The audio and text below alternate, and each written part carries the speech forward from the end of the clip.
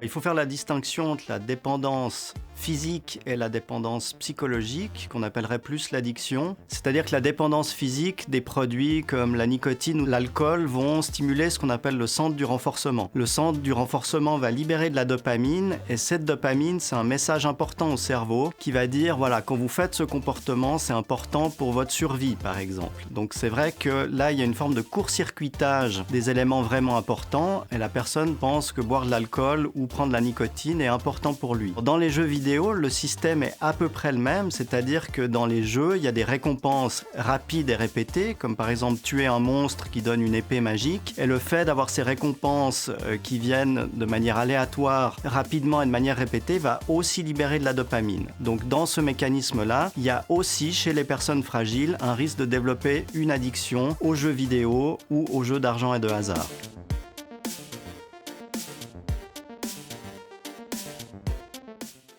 Il faut faire la différence entre une passion et une addiction. C'est clair que des gens peuvent mettre beaucoup de temps et beaucoup d'énergie dans une activité. On imagine quelqu'un qui fait du sport, qui fait du skateboard, qui fait de la musique, du dessin. À ce moment-là, elle va prendre beaucoup d'énergie et beaucoup de temps et ça va être une passion. Mais ce qui est important de dire, c'est que pour l'individu, ça va l'enrichir, ça va aussi profiter à l'entourage, alors que quand on parle d'addiction, il y a un appauvrissement et une souffrance. Les individus vont restreindre leur comportement et le seul comportement qui va prendre le pas, c'est celui de l'addiction. Donc par exemple, la personne va passer des heures sur un jeu ou va dépenser des sommes très importantes dans un jeu au détriment de toutes les activités normales et utiles pour la vie de tous les jours, comme aller à l'école, voir des amis, travailler, etc. Ce qu'il faut savoir aussi, c'est que tout le monde n'est pas égal face au risque de développer une addiction et c'est qu'une petite partie de la population qui est à risque. Et chez ces individus-là, justement, le système du renforcement est plus fragile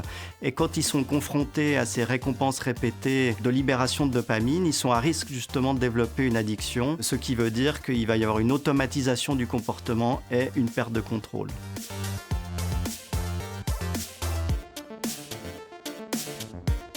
C'est évident que les signaux d'alerte vont dépendre des individus et que les signaux d'alerte vont être variables en fonction du contexte. Pour un individu, par exemple, qui joue à un jeu vidéo, quel sera le signal d'alarme ? C'est de se dire que ce jeu va prendre le pas sur tout le reste. Et dès le moment que ça commence à prendre le pas sur des choses importantes, comme par exemple l'école, les loisirs, la vie sociale, à ce moment-là, ce sera un signal d'alarme. Ce qui est important de dire, c'est que l'individu va pas forcément se rendre compte lui-même que ça devient problématique. Ça peut aussi être l'entourage qui remarque que la personne justement est plus concentrée, s'endort à l'école, ne voit plus ses amis. Donc les signaux d'alerte, finalement, c'est une souffrance de l'individu ou une souffrance repérée par l'entourage.